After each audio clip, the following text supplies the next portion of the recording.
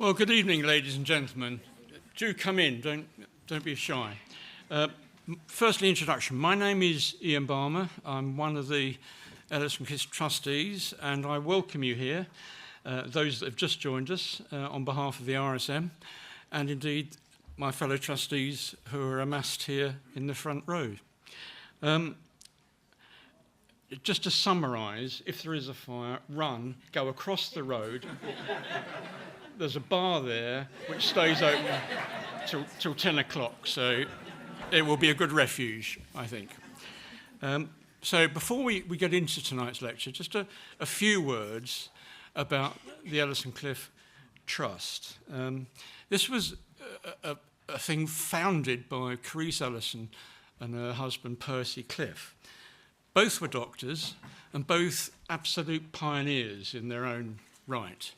Percy worked at Westminster Hospital and was part of the team that developed dialysis machines, among other things. Carice trained doubly, well, triply actually. She started out as a nurse and then qualified in the first cohort of female graduates from Barts, qualified in obs and gynae, and then in psychiatry, and then formed her own push to develop her own aspect of that specialty. So both of them were very special to us tonight, because their generosity has meant that we can all sit here and listen to some wonderful things. The RSM's the home for this lecture, because their approach to cross-cutting learning in terms of medicine aligned very clearly with Carice and Percy's view, but that you had to align science and medicine. So that was very important to them, and as we'll hear tonight, I think it will be amply illustrated. Carice, until a few years ago, would be sitting here tonight, and she viewed tonight in two halves. Partly she loved it, because she personally chose the speakers. And that's quite fun when you think about it, isn't it? She hated it because she didn't like the limelight. And she would never sit where the great and good are sitting tonight. She would sit in the fifth or sixth row back in the middle. So well done you for doing that, because that's where she would sit, because she thought it was a much better view. In addition to tonight's lecture, those that attended earlier will have seen the other fruits of their endeavour together, the travelling fellowships, of which there have now been, we think, 68. And the quality of the presentations you heard tonight illustrates the importance of those fellowships and the impact they'll have, not in just this country, but around the world. It's a phenomenal legacy to leave by those two people. And just once more, can I congratulate all those who presented tonight on brilliant presentations. Thank you very much.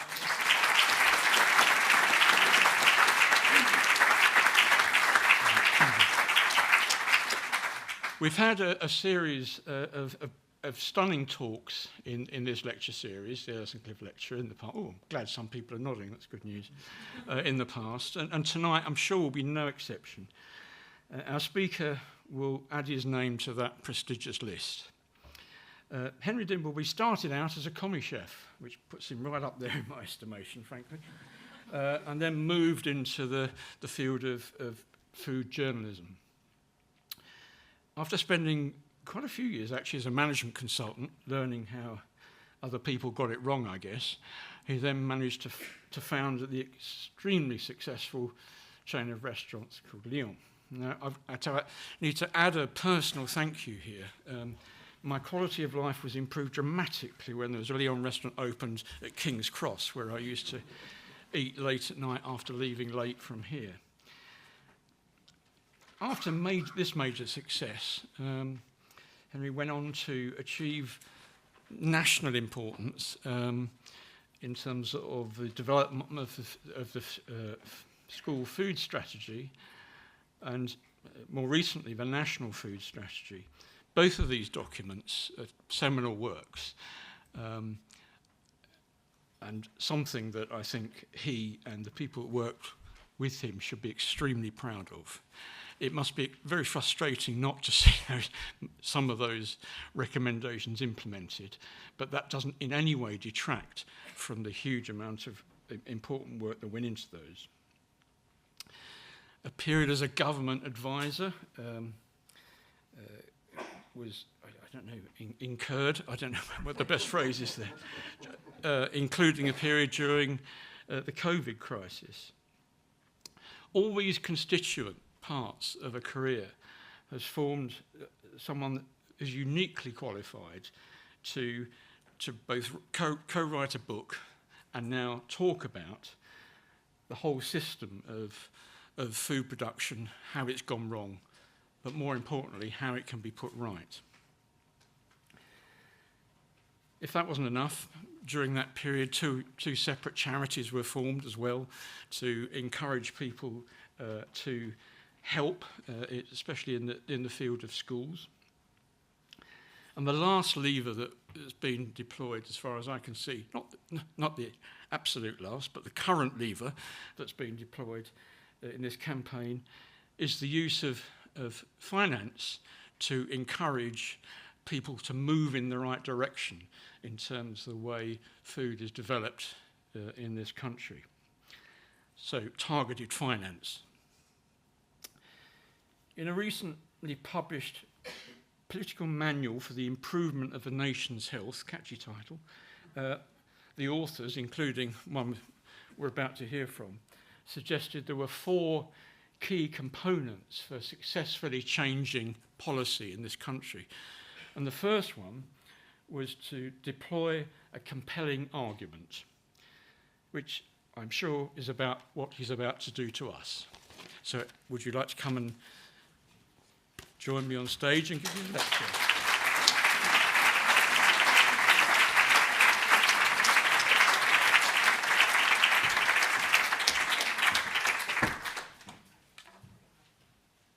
Thank you very much indeed. Good evening, and thank you to the Royal Society for inviting me to present this lecture this evening. As the first non-medic, to give it, I'm incredibly grateful to the scientists and medics who read various drafts of what I had written. At the top of one of the first, I'd written a note to self in square brackets saying, "Needs a joke to start." And next to this, one of our most eminent pharmacologists, of whom later, commented, "I'm not so sure. This is serious, and they need to pay attention." So you've been warned. The title of this lecture may seem a bit premature. Far from being beyond obesity, the UK still has one of the highest obesity rates in the world. To get to a healthy average weight, we would have to lose a collective of 400 million kilograms, which is a combined weight of 4,000 blue whales, or give or take 200 million chihuahuas. The country's weight problem and the smorgasbord of medical problems associated with it is estimated to cost the UK at least £126 billion annually in NHS treatments, welfare bills, lost productivity, and dwindling tax revenues. It is one of our leading causes of economic inactivity, with those who are overweight or obese being 147% more likely to take sick leave, and many people with obesity unable to work at all. From what I've witnessed behind the political stage, this now frightens the Treasury as much as it does the Department for Health and Social Care, maybe more so. And yet for more than 70 years, as the nation has grown steadily fatter, politicians have proved either unable or unwilling to act. I worked at DEFRA for 5 years under 4 different prime ministers, 5 environment secretaries, and 6 secretaries of state for health. So I saw close up how paralysing the problem has become for politicians. They're daunted by the complexity of interfering in the food system, intimidated by the lobbying might of big food, and cowed by both political colleagues and the right-wing press that greet any attempt to improve the national diet with cries of nanny state. But in this lecture, I'm going to argue that the obesity crisis will soon be largely behind us. It will not be solved by politicians, but by pharmacologists. The drugs will save us. This is not a popular view in many quarters, and indeed, I too think it's deeply dystopian. The idea of relying on one massive industry, pharma, to solve a societal problem created by another massive industry, food. Nor do I believe, critically, that it spells the end of diet-related illness. Far from it. Although obesity is the most visible symptom of bad diet, it is only the tip of the iceberg. Indeed, its very visibility has tended to obscure the myriad of other health problems created by our malfunctioning food system. As the visible problem of obesity begins to recede, it will become easier to see how the modern so-called ultra-processed foods, UPFs, can make us ill even without making us fat. We will have a long overdue opportunity to prioritise the wider picture of dietary ill health, how the food we eat affects the microbiome in our guts, our immune systems, and our brains, which through their interaction moderate our mental and physical health. The whole focus of public health is about to swivel away from obesity and towards positive nutrition, the upkeep of this gut-brain immune axis through diet. That shift is going to be bigger and more disruptive than most people are prepared for. So today I wanted to take the opportunity to think about what it might mean on the ground for individuals, for food businesses, for government, and for you, the physicians to whom we entrust our care. But let's start with the basics. Why did we get so fat in the first place? In the 1950s, less than 1% of the UK population suffered from obesity. Today, the figure stands at around 30%. Is this because the British people suffered an abrupt and collective collapse of willpower? Of course not. Our food system changed. Humans did not. In the National Food Strategy, we argued that the modern food system is caught in an escalating feedback loop. This is a technical term from the science of system dynamics, but we all know what it means. A vicious circle. This particular feedback loop, which I call the junk food cycle, is created by the interaction between our evolved appetites and the commercial incentives of companies. Let's start on the left-hand side of the diagram with appetite. Our species evolved in an environment of chronic calorific shortage. Because calorie-dense foods are hard to come by in nature, our ancestors became hardwired to seek out and enjoy them. It takes a lot of determination, not to say courage, to fight a mammoth or climb a cliff to pull down a beehive for honey. We have an inbuilt reward system that makes us crave high-calorie foods that can help us fend off starvation. But today's food environment could not be more different. We now produce more calories per capita, twice as many as we did in the 50s, although globally those are unevenly distributed and often wasted. Sorry, can we just go back? There we go. Food scientists have discovered that our appetite is particularly responsive to what they call hyperpalatable foods. These combine sugar, salt, and fat in specific ratios which lead to overeating. There are three main categories shown here. First, foods containing fat and salt, think bacon or pizza. Next, foods with high sugar and fats and simple sugars, think ice cream, chocolate. And finally, salty carbohydrates, crisps or Pringles, which literally used to boast, once you pop, you can't stop. These products are not just mildly appealing, they are formulated to stimulate the reward pathways in our brain and hijack the body's natural appetite regulation. We eat more of them faster because our satiety hormones don't have a chance to kick in. They also tend to be more calorific in themselves, which means that each extra mouthful has a bigger impact. The recent work of the American physicist Kevin Hall on UPFs suggests that calorie density and hyperpalatability are likely to be the two strongest predictors of overeating in these foods, not the level of processing. Regardless of whether the meal is made up of UPFs or cooked from scratch, if it's calorie dense and hyperpalatable, it will lead to overconsumption. This doesn't let UPFs off the hook, as we shall find in a second. Now on to the other side of the junk food cycle, the right-hand side, the commercial incentives of food companies. Not only are hyperpalatable foods irresistible, they're also cheap to make. The cheapest calories in terms of agricultural commodities are sugar, vegetable oil, and carbohydrates, all highly refined. By processing these into salty, sugary, fatty, carby convenience foods, you can make a big profit margin. These packaged foods have an added advantage of longer shelf life than fresh foods, making them easier to transport and store and reduce waste. Marketeers have also worked out how to get us hooked on the stuff. They pay close attention to something called the consumption effect. Young marketeers are given papers by scientists teaching them about this. How much extra food consumers will eat if you can persuade them to buy more than they need. Doing a buy one, get one free promotion on, say, chicken soup will have only a modest effect on consumption. The extra tin will just sit on the shelf until it's needed, whereas a tempting snack gets eaten straight away, stimulates a craving for more. Chocolate has one of the highest consumption effects, with bog-offs typically increasing sales by 93%, almost doubling our intake. Our food landscape is now saturated with products that are designed to be overconsumed.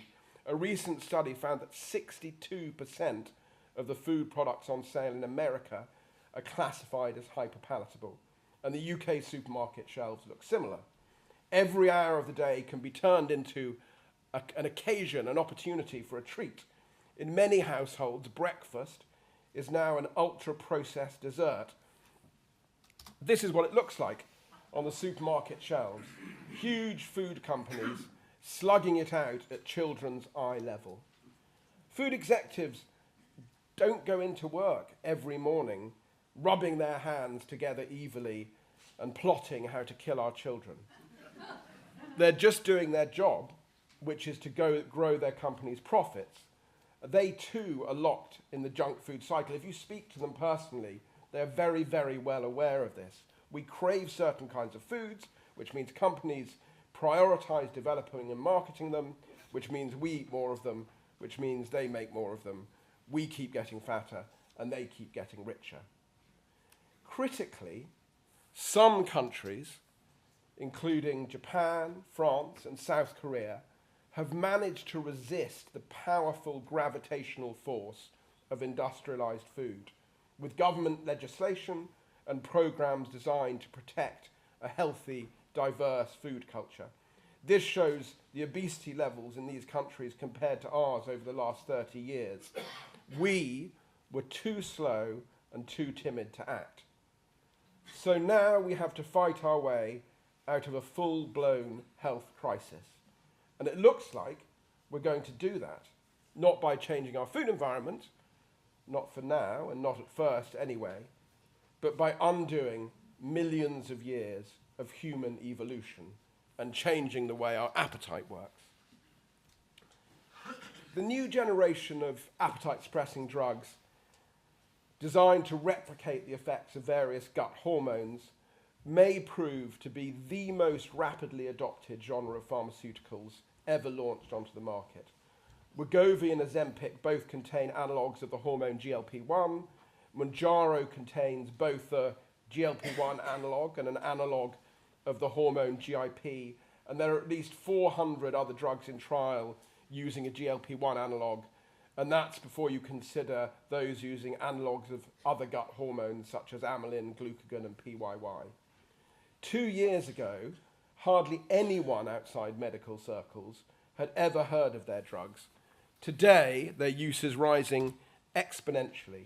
This chart shows how the uptake of appetite-suppressing drugs, jabs in the UK, the red line on the left, compares with previous pharmaceutical bestsellers such as statins, the green line, and SSRIs, the blue line, you can see that whereas those earlier drugs took off gradually, appetite suppressants have shot straight up in an almost vertical line. In under 2 years since being cleared for use for obesity, they have reached over 2.5 million current users. 1 million added in just the last 6 months. That's 1 in 20 of the adult population. Statins took 15 years to reach that level of penetration. Only 220,000 people are prioritised for the rollout of the drugs on the NHS over the next 3 years in England, meaning that the vast majority are paying for the jabs. No one ever paid £3,000 a year to go on a statin, even though they're arguably more beneficial to our overall health than appetite suppressants. Statins were never given wall-to-wall coverage in the national press. Such is the power of physical appearance. People don't go on Monjaro, or Money J as it's known in some social circles, just to feel healthier, although that is clearly part of the appeal. They want to look good. Many of you will look at this chart and think that the wrong people are getting these drugs. Those living in poverty are more likely to suffer from obesity than the affluent, and this health inequality will become increasingly and literally visible in society. Nonetheless, their initial success is unlocking a mass market for gut hormone-based therapies. All the major pharmaceutical companies are now busy cooking up new drugs, which in turn will continue to expand the market. The first GLP-1 analogue to be available in pill form for weight loss, or for Glipron from Eli Lilly, will be launched in this country next year. And although it does not produce such a dramatic weight loss as the weekly injections, it's much cheaper to make, it doesn't require a cold supply chain, and it'll capture the many potential users who don't like needles. In the near future, these drugs will become increasingly refined and segmented, with different varieties serving different needs. There'll be drugs that promote weight loss, for example, without muscle loss, especially important for the older demographic. This chart, which shows the BMI distribution in the UK population, also shows how pharmaceutical companies could divide up the takings. In total, 65% of us are currently overweight or obese, 30% are obese, while a thin but significant tail of those are severely obese. The average BMI of a patient being treated with appetite suppressants on the NHS at the moment is 47. To put that into perspective, the average BMI of the sumo wrestlers in the Albert Hall, fighting the Albert Hall last week, was 46. Very, very significantly obese. But statistically, health outcomes start to decline much earlier, once your BMI rises over 25. So there may be an economic as well as a humane case in the future for the NHS to start using these drugs in pill form on patients who are not even yet severely overweight. This will become a more realistic prospect as the price of appetite suppressants comes down, first through competition and then when their patents run out. GPs may be able to prescribe pills to halt middle-age spread rather than waiting for a patient to slide into obesity, or perhaps offer smaller maintenance doses for those who have already lost weight and want to keep it off. Of course, there are dangers to this approach. We know that these gut hormone-based therapies act on at least 4 circuits in the brain, but we don't fully understand the mechanisms that make them so effective for weight loss. So, for example, the levels of GLP-1 analog that you have in the drugs we're currently being given are way, way, way above what are produced normally in the body. So we don't understand fully the mechanism. And we also don't know their long-term side effects. The more people who take the drugs, as is always the case when you roll something out, the more obvious those side effects will become. We know that they can cause muscle loss and malnutrition, a possible consequence of crash dieting, which is, after all, exactly what these drugs enable us to do. They enable us to go on a crash diet without suffering the accompanying mental and physical anguish. We also know that they can cause severe nausea in some and can, in rare cases, lead to more severe illnesses such as pancreatitis. Given all the unknown unknowns, many senior doctors believe the risks outweigh the benefits, except in patients who are suffering with severe obesity. On the other hand, there are those who believe that these gut hormone-based therapies will prove genuine wonder drugs far beyond obesity, capable of curing all sorts of other diseases. For example, there is evidence that they may mitigate kidney disease and might also slow the onset of Alzheimer's. I know of one senior medic, I'm sure this is deeply inappropriate thing to do, but he has always been of perfectly healthy weight, and he self-prescribes Manjaro because he believes it is such a good prophylactic against multiple conditions. What is clear, whatever your position on that is that people want these drugs, whether for reasons of vanity or health or both. Appetite suppressants are proving so popular that they can hardly help but change our world. Already they're shifting the consumer landscape.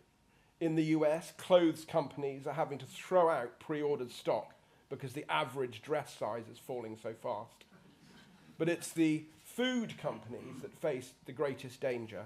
We know that people taking appetite suppressants typically reduce their calories by 15 to 35%. Even people who've already lost weight and are maintaining it eat 200 to 300 fewer calories than they did before they started the treatment. That's a 10% reduction on their previous calorie consumption. We also know that those people are likely to cut back on sweet and savoury packaged snacks, crisps, chocolates, cookies, all those hyperpalatable money makers. If you're manufacturing confectionery and snacks, even a 5% drop in sales can be a serious problem. You could be left with stranded assets, vast production lines that are only fit for making, say, one kind of chocolate bar, and unable to reduce your fixed costs. That's why, if you look at some of the large family-owned businesses, which typically care more about the long-term value of the business, 30, 40, 50 years, they're selling off the products in the categories in their portfolio that are likely to be most affected. Food retailers, like manufacturers, will also need to adapt to survive. The most vulnerable are the corner shops and the supermarket convenience stores. These make a disproportionate part of their profits from products that rely on addiction or temptation: alcohol, cigarettes, vapes, lottery tickets, snacks, sweet treats. There is now good evidence that appetite suppressants reduce the desire for all of these indulgences. Supermarket convenience stores, the Tesco Metros and Sainsbury's locals, typically make up between 10 and 20% of the chain's overall revenues. If these stores become unviable, that will have serious repercussions for their whole business. Retailers also rely heavily on the promotion revenues from the companies making the snacks and the confectionery, who pay for in-store advertising and prime positions on their shelves. The sources of that income will inevitably decline. Even at a most elemental level, appetite suppressants are shaking up the food system. Last week I spoke to the head of one of Britain's biggest farms, who'd just come from a board meeting where he was telling me they were bracing themselves for a downturn in wheat sales as people eat fewer carbohydrate-rich snacks, and they're busy trying to work out which alternative crops might produce future profits. In a complex system, it's almost impossible to predict for certain what will happen when you break a fundamental feedback loop, but it's going to be a wild ride. What does this mean for our health? At a population level, never mind a personal one, losing weight will be an excellent thing. It will mean fewer amputations, heart attacks and strokes, fewer replacements of knees and hips worn out by heavy loads, less dialysis for diet-induced kidney failure, and fewer hospital wards with people managing type 2 diabetes. As the cost of the appetite suppressants comes down, the savings to the NHS will be immense. But poor diet can make you ill without making you fat. Until now, this truism has been almost literally obscured by the size of the obesity problem. Policymakers, consumers, the media, even much of the medical establishment have all been preoccupied with weight, so preoccupied with weight, that the other problems arising from poor nutrition have been neglected. Dietary ill health is not just about calorific excess, it's also about nutritional paucity.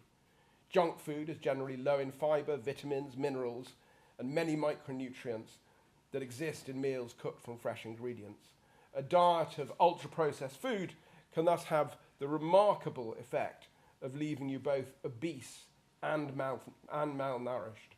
Many UPFs also contain additives, emulsifiers for example, that are known to exacerbate some medical conditions. We're only just beginning to understand and untangle the delicate, complex internal networks through which these foods shape our biological fortunes. Central to this is how the constant crosstalk between our gut, our brain, and our immune system moderates our physical and mental health. A malfunctioning gut can lead not just to more obvious diseases such as colorectal cancers and irritable bowel syndrome, but to depression, anxiety, autoimmune conditions, allergies, neurodegenerative diseases, and even many cancers in seemingly unconnected parts of the body. In recent years, thanks to cheaper methods of gene sequencing, the cost of reading DNA and RNA have shrunk by orders of magnitude. This has enabled scientists to explore the microbial communities living in and on our bodies in unprecedented scale and detail. Joshua Lederberg, the Nobel laureate, often credited with coining the phrase microbiome, has argued that we need to completely rethink our notion of the human body as a self-contained organism. In fact, he says, it is a superorganism with an extended genome that includes not only its own cells, but also the fluctuating microbial genome set of bacteria and viruses that shares the body space. There's a famous passage in which Darwin explained the process of evolution as the war of nature. He described an entangled bank full of different creatures and plants, all vying for resources, from which struggle emerged the higher animals. He says, the most exalted object which we are capable of conceiving, i.e. us.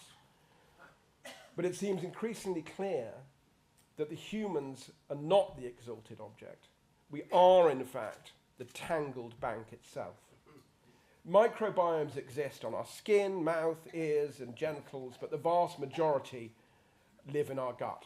They've evolved in synchronicity with the human race. They're as much part of us as the cells that carry our DNA. In fact, 99% of the genes in our bodies belong to our microbes, not to us. These organisms perform vital tasks our own cells can't manage, breaking down starches and fibers into fuel, producing vitamins K and B12, training our immune system to distinguish friend from foe, crowding out harmful bacteria, calming inflammation, and releasing short-chain fatty acids, SCFAs, that strengthen both the gut wall and the brain's protective barrier. Let's take just one example of how bad diet can lead to the malfunction of the gut-immune-brain axis. When we don't eat enough fibre to feed our microbes, SFCA production falls. The gut's mucus lining thins. A sugary, fatty diet also increases the production of zonulin, a protein that opens the tight junctions in the gut lining. The combined effect is to allow a bacterial molecule called lipopolysaccharide, LPS, to leak into the bloodstream.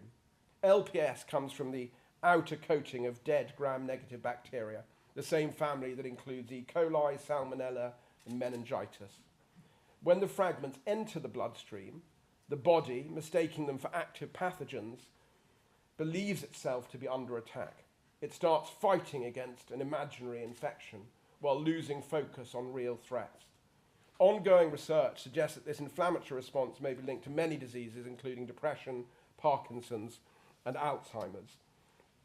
Scientists are beginning to think that the problem's cause might be even more far-reaching.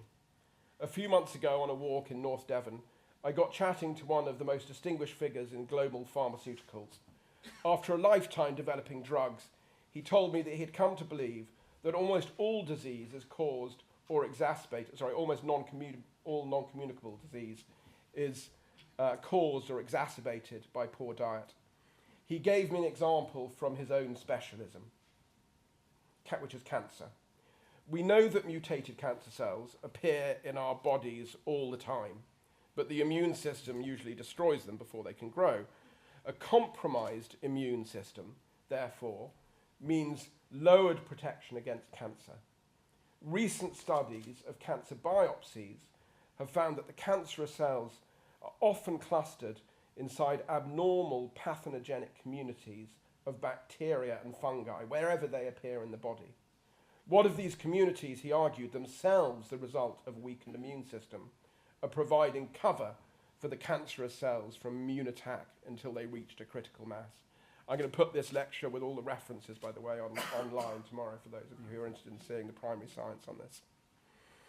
What seems increasingly likely, having spoken to so many leading scientists in this field over the past month, is that the malfunctioning of the gut-brain immune axis caused by diet is invisibly causing as great, if not greater, harms than obesity to our physical and mental health.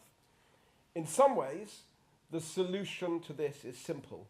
Do what your granny told you. Eat your greens. Eat more fibre. At present, only 5% of men and a meagre 2% of women consume the recommended 30 grams per day of fibre.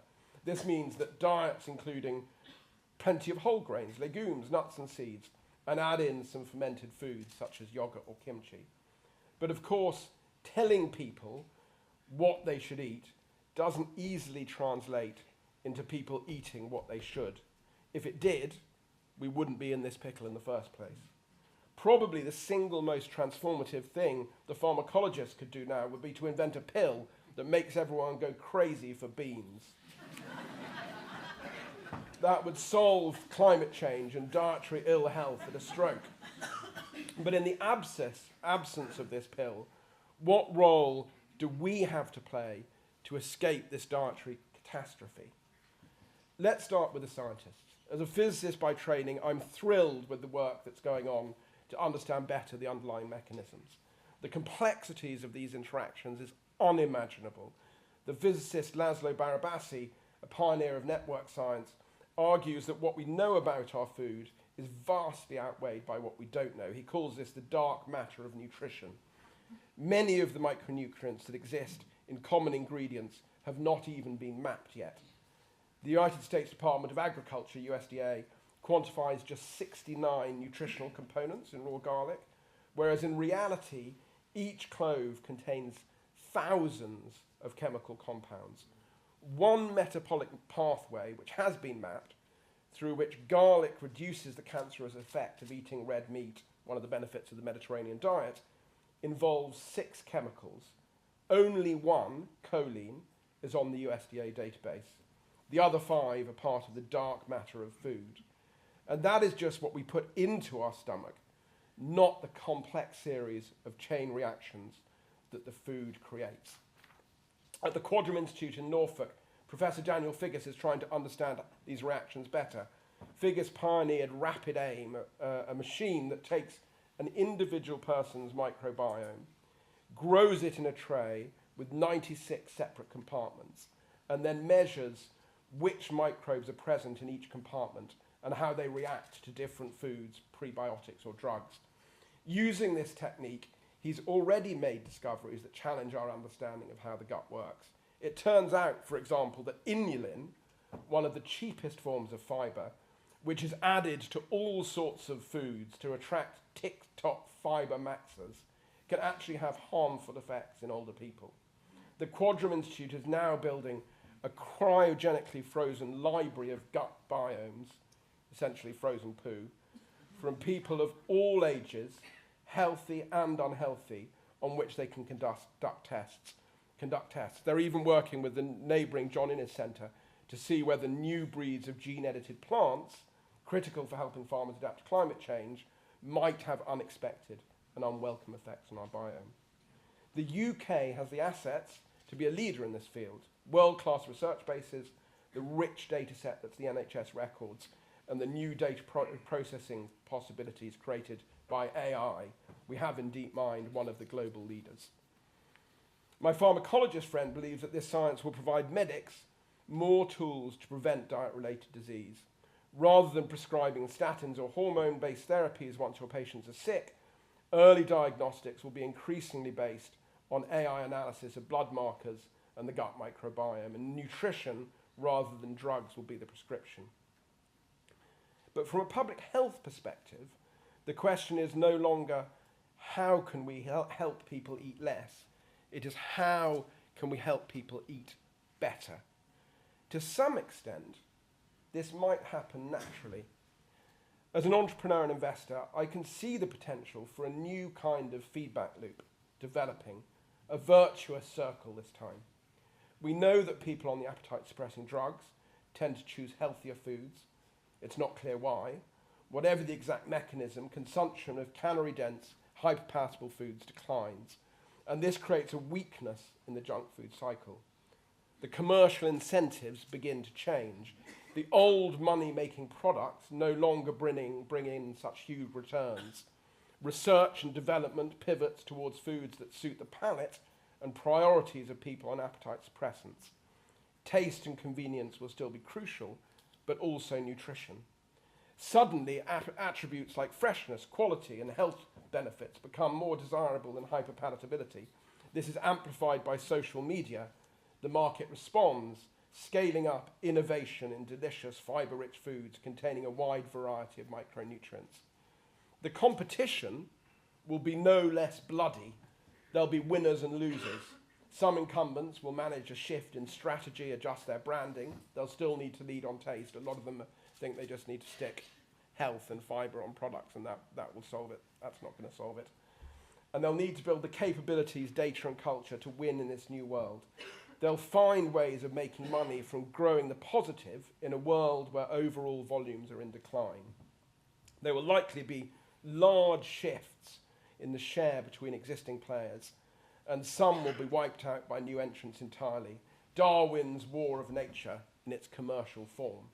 It's not impossible, one economist suggested to me, that this first wave of appetite suppressants rolling through will transform the food landscape so dramatically that our children's generation will no longer need the drugs to survive it. The winners in this good food cycle will not only make more money for their shareholders, they will play a part in making our society healthier. This is why we're investing and advising in this space. But, I am not such a Pollyanna to think this change will happen easily or uniformly. Some people will always need more help than others to feed themselves and their families well. The problem is, knowing what you ought to eat does not necessarily make it happen. If it did, we would never have had an obesity crisis. 90% of people already know that they should be eating 5 portions of fruit and veg a day. Only 17% achieve it. There are deep social barriers that get in the way of eating well, including a lack of kitchen skills and equipment, budgetary constraints, a dearth of shops selling fresh ingredients in many areas, and above all cost. Unhealthy food costs on average 50% more per calorie than healthy food. If I were still advising the government, I would say that lifting these barriers should be a top priority. Think of it as preventative medicine. This time, take your chance. We must be the only country in the world where the state spends so little on prevention while simultaneously promising to treat everyone who is ill free at their point of use. I would start in schools, giving children the skills and habits to last a lifetime. That means proper food education, including both nutrition and practical cookery. It means introducing children to a wide variety of delicious, healthy meals so they develop an adventurous palate. Our charity, Chefs in Schools, does exactly that in schools with high levels of free school meals. The rollout of free school meals to everyone on universal credit, which is happening next year, if done well, creates the perfect opportunity for that kind of intervention. I'd also introduce a tax on sugar and salt used in processed foods to encourage manufacturers to reformulate their products. And I'd use the £1 billion or so that would raise to pay for schemes that get fruit and vegetables to families living in poverty. I would also prioritise the rapid expansion of appetite suppressants to those on lower incomes. I would fuss over the details of food legislation. The new mandatory reporting scheme for food retailers, for example, could make a big difference provided it uses the right metrics to reward fruit and veg and fibre consumption separately from punishing businesses for selling junk food. But I'd also think big. We need a bill that makes improving the national diet a statutory responsibility for government, similar to the climate change bill. This would make it easier for successive generations of politicians to outflank the media and follow the evidence. We could have prevented the obesity crisis years ago, others did, by acting faster at a societal level.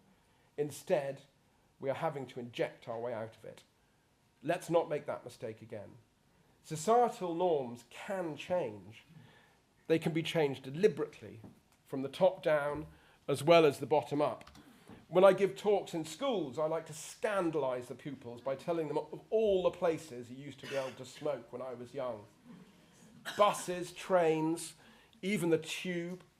I remember myself going to have a quick fag at the back of a plane where the fog was so dense that you could hardly make out the faces of your fellow addicts.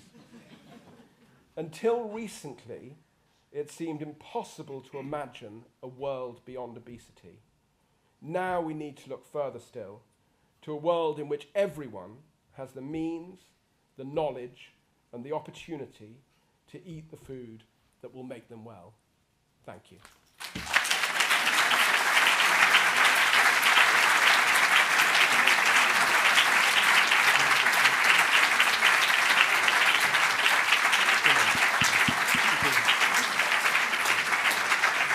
Right.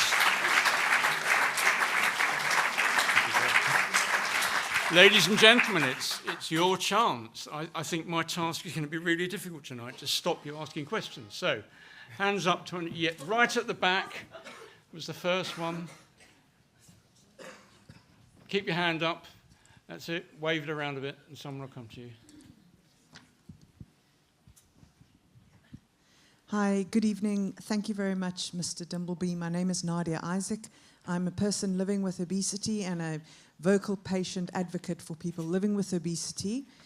My question to you, as being involved in government, and that is something I do quite a lot in lobbying government and understanding the difficulties in the past 27 policies that have been tried to be put through various different governments, because it is not health is not political. It shouldn't be political, as our former Mr. Weststreeting said. Basically, my question to you as a patient is with regards to the GLP-1s, the anti-obesity medications. Now, I don't know how much of the audience understand the regulatory policies of how it has gone down the system. So basically, through the MHRA, going through to NICE, it then ends up in NHS England's hands, whereby they do the Mounjaro rollout, which allows 300,000 of the eligible 4 million people under the NHS supervision to get it over 12 years. Now, my question to you, if you were advising government, how do we therefore get NHS England to allow for this, how could I say, to treat and prevent obesity? Because as our past history of bariatric surgery in this country is 5,000 surgeries per year. So okay, if we're now going to move on to... I think we've got the point of the question. Thank you. I think there are a couple of problems. I think there's a real problem with NICE and the way that it signs off drugs. So if you look, for example, at the cost around obesity, they have to take the study, the exact study, and replicate the treatment entirely. And basically, if you want to get Mounjaro on the NHS, you have to have 21 different appointments over a year. The cost of that is much more expensive than the drugs, whereas the other 2 million people are just going on to online pharmacies and injecting themselves with almost no support. You need something between the two. And also just some of the cut-off levels are crazy. I was talking to someone who's dealing with people who are pregnant doing IVF. And IVF, the cut-off, you're not allowed IVF with a BMI over 30. That's nuts. You can be incredibly, so I think that there's something wrong in NICE. And then I've actually seen, there's a former health minister in the audience, so he'll be able to answer this question better than me. But the second thing is, then on the rollout, I think you just need more central decision-making and financing of something like this. That it's like, this is costing so much. We managed to do it during COVID.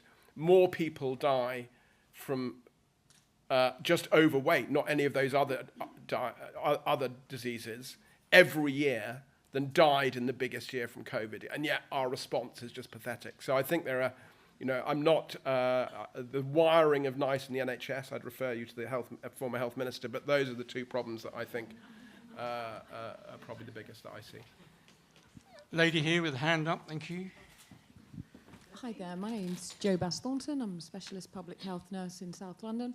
I was wondering what your thoughts were on the mental health aspect of that. If we're thinking about lots of my patients would tell me that they're comfort eating because of their unmet mental health needs. So that's a massive part of it for me. And I applaud what work you're doing in schools, but that misses out quite a lot of people who are homeschooled, for example. Yeah, I think that it also goes both ways.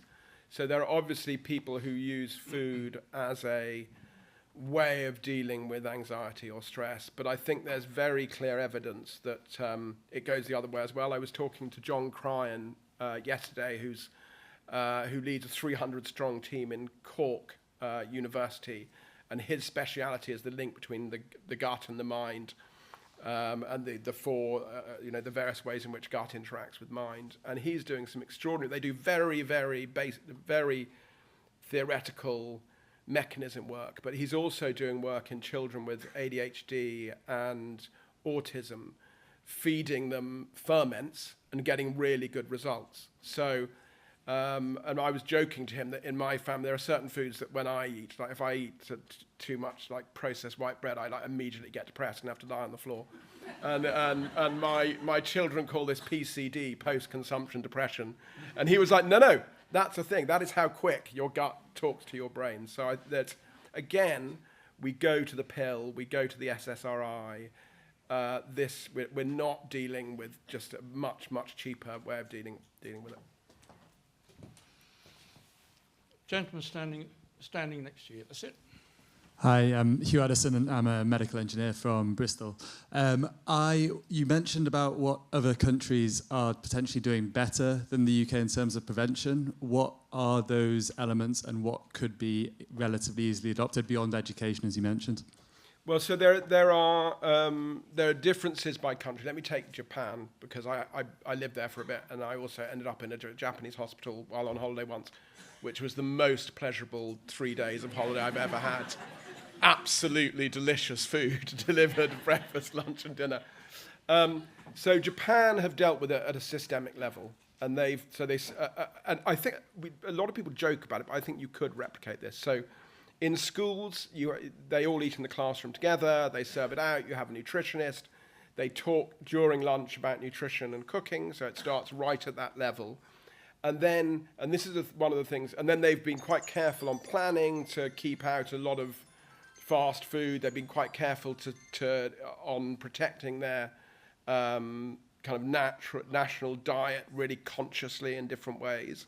But there's one thing that they do called the Metabo law, which everyone, just like if you mention it, falls about in hysterics, which is every year your company has a obligation to weigh you, among other things, and then provide advice and support. But actually, if you just said the company has an obligation over a certain size to offer you that service. At the moment, I was thinking about what to say about GPs, because it is a nightmare, because GPs have this huge, the idea that a GP can offer nutritional advice when they're just dealing with 15-second meetings is, at the moment, not realistic. But I think there could be an obligation on companies to offer that service. Charlie Mayfield, who used to be a chairman of John Lewis, is about to produce a report on how you stop this chronic long-term sickness. And one of the things that he's spotted is you've got to get them back in within the first, I think, month it is. If you lose them for a month, you've lost them from the workforce. But actually, I'm hoping, I've talked to him, that he goes further and puts obligations on these companies to have a more interactive relationship with their employees on health. Someone from this side. Gentleman there with the blue shirt on. Hi, my name's Trevor. I'm actually an oncology nurse. You ended on with smoking. Going through the government at the moment is a bill that will make it out, that'll outlaw selling cigarettes to the younger generation. Do you think something like that would help in this case? If so, do you think it'd be successful, or would it be just a quick fix? Well, as someone so we spent a lot of time, and Tanzin Cooper, who led the National Food Strategy team, is here with me. We spent a lot of time with economists brainstorming how interventions in a complex system could go wrong. And with that one, I can just see, there's all sorts of weird things are going to happen because of that. Like, people who are 60 are going to be, in 50 years to 40 years' time, are going to be buying the 59-year-old cigarettes. And that kind of thing. So I wouldn't suggest that. We actually, therefore, having gamed so many different things, the reason we went for the salt and sugar tax was it's the hardest thing to game.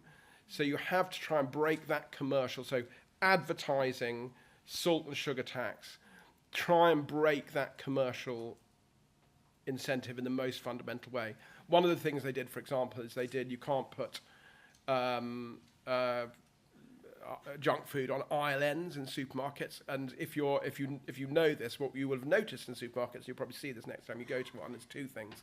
First of all, in the middle of aisles, you now have these lit up displays with LEDs, and then at the aisle end, it's all booze. So we've replaced one with another.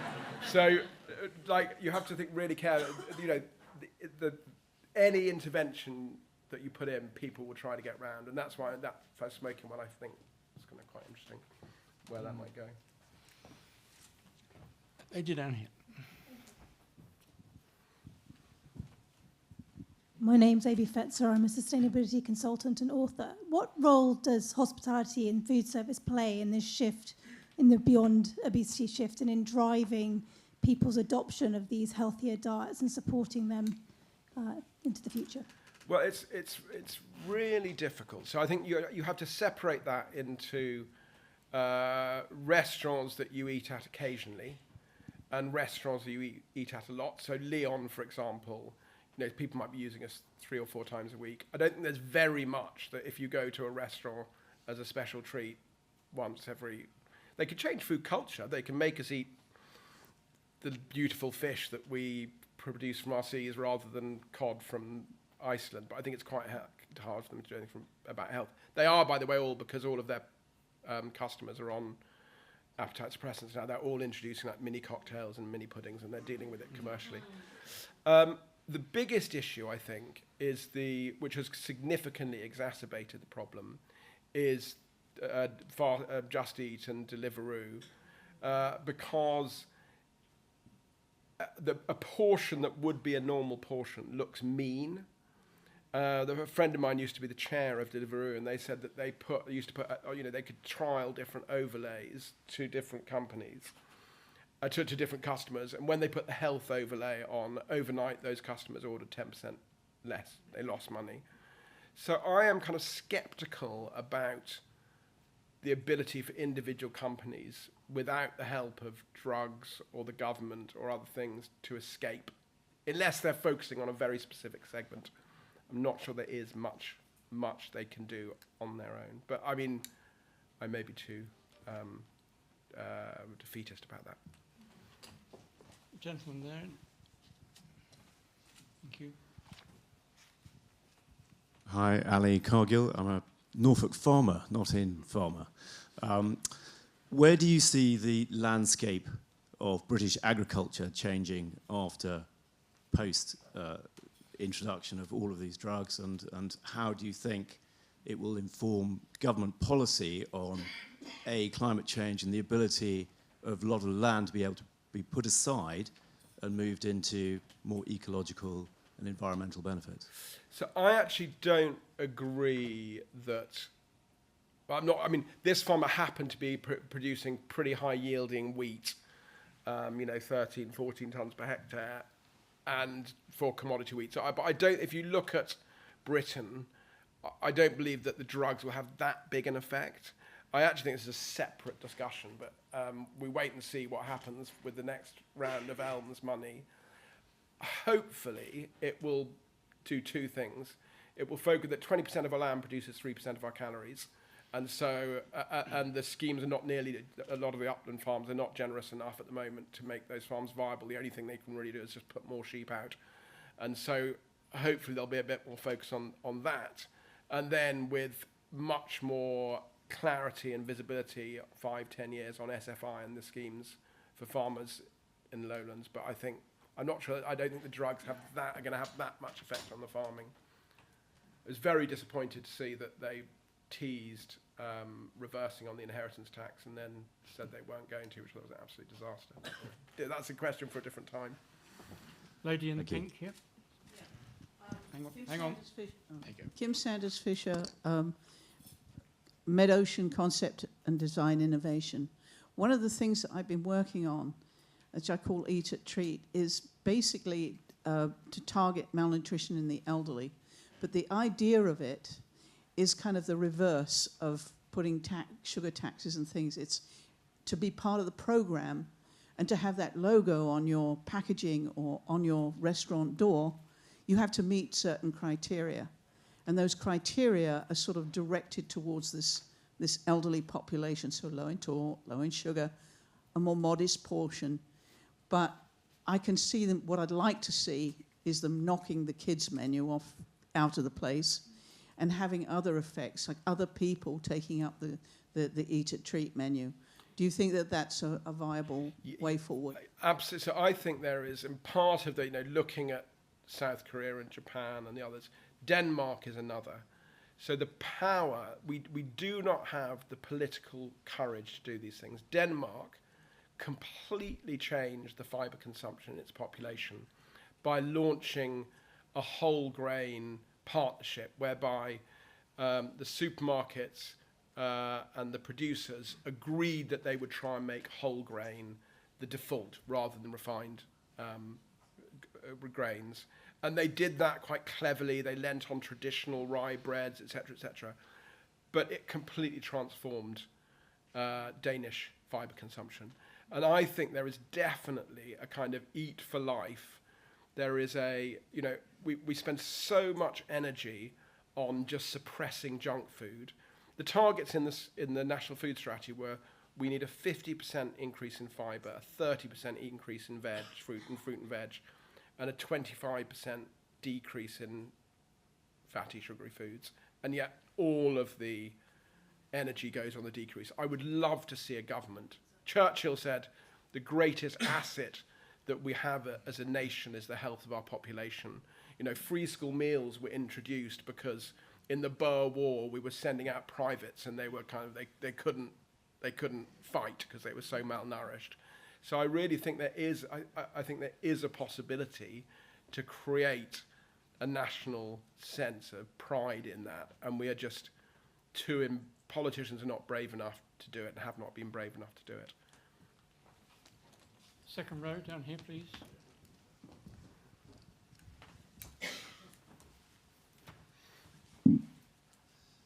Thank you for an excellent talk and also for the work you've done for us in the country. I'm Hugh, I'm a professor of intensive care medicine. I started my medical career in 1980, and the first lecture I ever had was on public health. And the lecture I got was to say, no government has ever had the courage to take on the food industry and we face a crisis. And 45 years later, they still haven't. Why is that? Why are we unable to progress this? Well, I wrote, which was referenced, I wrote a document called Nourishing Britain with Dr. Dolly Van Tullochen, and we interviewed sort of 4 or 5 prime ministers, lots of secretaries of state of health, way back to when obesity started.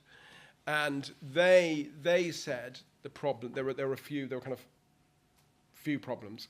One was when you got into your department, it was never in the top 3 things, because it's a slow-moving thing. It was never in the top 3 problems, and you're always troubleshooting. So to prioritise it is very difficult. That's why I believe a bill is important. The second thing they said was that the pressure from the nanny state people was intense. And Tony Blair said it's not just a right-wing thing. He talked about John Reid on the smoking.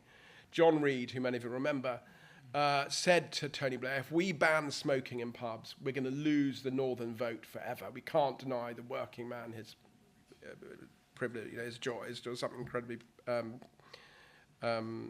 pompous and condescending. And Blair said, well, I then went up to the north. And after the smoking ban, and I was like in Grimsby and here and there, and everyone's like, oh my God, it's so great. We don't come home smoking smelling of smoke. And then John Reid, after the Brexit vote, met Blair at a party, and he said, I told you your smoking ban caused Brexit. So that's the second thing, is the nanny state thing. And then the final thing is it is coordinated across government, and it is just unbelievably difficult to get, with the personalities changing all the time, to get government departments to work together. So it needs a prime minister. They all said, you need a prime minister who comes in, does it in the first 2 years of his term. People don't mind it. It's not something that's going to lose you votes. It's not something that's going to win you votes. So that was what they said needed to happen. Prime minister come in, do it early, hit it hard, and then get on with it. Well, ladies and gentlemen, I'm afraid that was the last question, looking at the clock, and only remains for me, on your behalf, to thank our speaker. I think...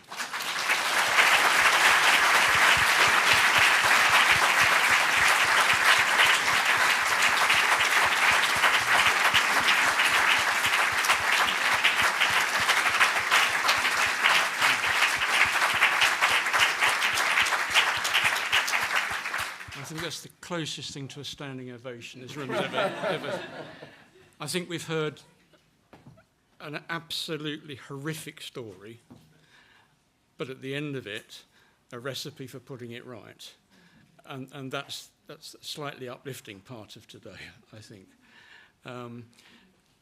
We've also heard that the big farmers should be moving into beans, which I didn't know, which is great.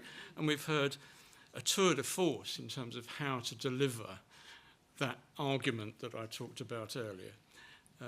Anybody that can use chihuahuas and sumo wrestlers to quantify an argument is a master, so well done. Carice, if she was here tonight, would be so proud of this, because it's exactly what she wanted to do by this lecture, and it is personified in the way you delivered it. So thank you very much indeed.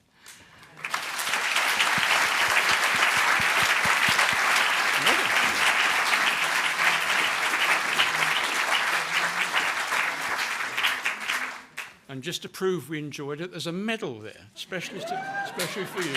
Thank you very much.